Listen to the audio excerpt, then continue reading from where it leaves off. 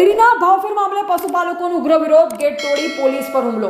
સાબરકાંઠાના અરવલ્લી જિલ્લાના હજારો પશુપાલકોએ દૂધના ભાવફેર મુદ્દે સાબર ડેરી સામે ઉગ્ર વિરોધ પ્રદર્શન કર્યું.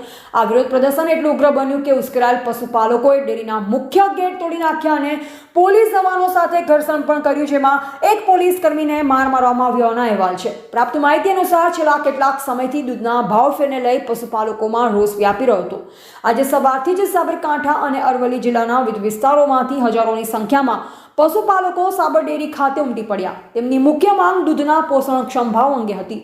શરૂઆતમાં શાંતિપૂર્ણ દેખાવ કરી રહેલ પશુપાલકોનો વિરોધ ધીમે ધીમે ઉગ્ર બન્યો. ડેરીના ગેટ પર ચુસ્ત પોલીસ બંદોબસ્ત ગોઠવવામાં આવ્યો હોવા છતાં ઉશ્કેરાયેલ ટોળાએ મુખ્ય ગેટ તોડી નાખ્યા હતા. ગેટ તોડ્યા બાદ પશુપાલકો ડેરી પરિસરમાં પ્રવેશવાનો પ્રયાસ કરી રહ્યા હતા, ત્યારે પોલીસ અને પશુપાલકો વચ્ચે ઘર્ષણ થયું હતું. આ દરમિયાન કેટલાક ઉશ્કેરાયેલ પશુપાલકોએ પોલીસ જવાનો સાથે હાથ ચાલાકી પણ કરી અને પોલીસ કર્મીને માર માર્યો હોવાનું પણ જાણવા મળ્યું. આ ઘટનામાં પોલીસ કર્મીઓ સહિત ડેરીના 4 ગેટને નુકસાન થયું હોવાના પ્રાથમિક અહેવાલ છે.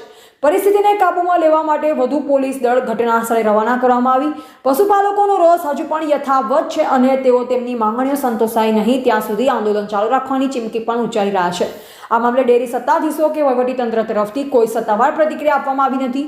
જો કે આ ઘટનાથી સાબરકાંઠા અને અરવલ્લી જિલ્લામાં તંગદિલીનો માહોલ છે. એવા રાજકમલસિંહ પરમાર, ભારતની અસ્મિતા.